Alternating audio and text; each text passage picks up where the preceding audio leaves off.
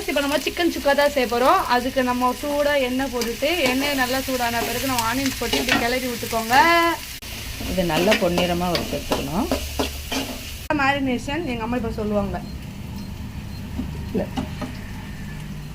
இதில் வந்து சிக்கன் மசாலா, இஞ்சி பூண்டு, அது எல்லாம் இஞ்சி பூண்டு நல்லா அரைச்சி அது போட்டுக்கோங்க, போட்டு கலந்துக்கணும். சிக்கன் மசாலா, மிளகாத்தூள், கொரியாண்டர் பவுடர், சால்ட், தயிர் கொஞ்சம், இதெல்லாம் போட்டு ஆட் பண்ணி இதை நம்ம நல்லா ஊற வச்சுக்கணும். அதுக்கப்புறம் வெங்காயத்தை நல்லா வந்து பொன்னிறமாக நல்லா வறுத்து எடுத்துகிட்டு அதையும் இதில் போட்டு அப்படியே ஊற வச்சிடணும். ஊற வச்சுட்டு அதுக்கப்புறமா எண்ணெயில் போட்டு நம்ம பொரிக்கணும். இந்த சிக்கன் எடுத்து நாங்கள் இதில் இந்த ஃப்ரைட் ஆனியன்ஸில் இப்போ சேர்த்துட்டோம். இப்போ நல்லா கிளறணும். ஓகேவா? நீங்கள் தண்ணி ஊற்றக்கூடாது. நீங்கள் ஆட் பண்ணுறதுக்கு முன்னாடி கொஞ்சம் எண்ணெய் ஊற்றணும்.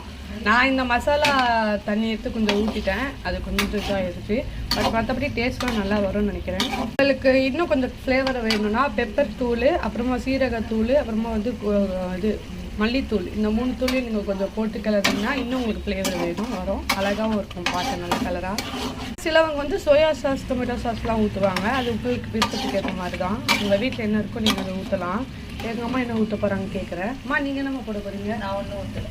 ஆமாம், எங்கள் அம்மா இந்த நம்ம நிறையா மசாலா போட்டால் அதுக்கேற்ற மாதிரி டேஸ்ட்டு போயிடும். நம்மளுக்கு உண்மையான டேஸ்ட் வேணும்னா நம்ம மினிமமாக வச்சுருக்கணும் இன்க்ரீடியன்ஸ்ன்னு சொல்லுவாங்க.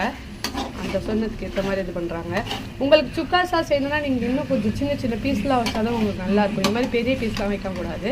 பட் நாங்கள் கடையில் கேட்டு வாங்கலை, அதனால எங்களுக்கு இப்படி இருக்குது. நல்லா ஃப்ரை ஆகணும். இன்னும் கொஞ்சம் டீப் ஃப்ரை ஆகணும் சிக்கன். நாங்கள் எப்படி ஆனியன் ஃப்ரை பண்ணுமோ அதுக்கேற்ற மாதிரி ஆனியன் ஃப்ரை ஆகணும். நல்லா டெக்ஸ்டரை பாருங்கள், நல்லா இருக்குது பார்க்க.